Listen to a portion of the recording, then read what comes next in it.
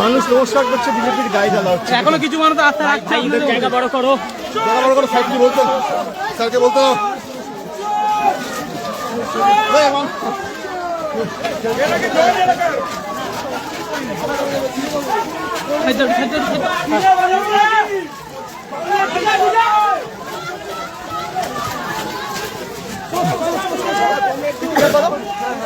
জায়গা দে ভাই, পেছনে জায়গা দে।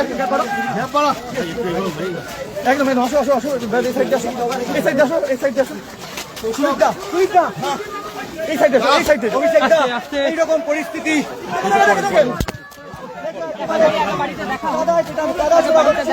ঘুরে মারা হচ্ছে, হেলমেট খুলে মারা হচ্ছে।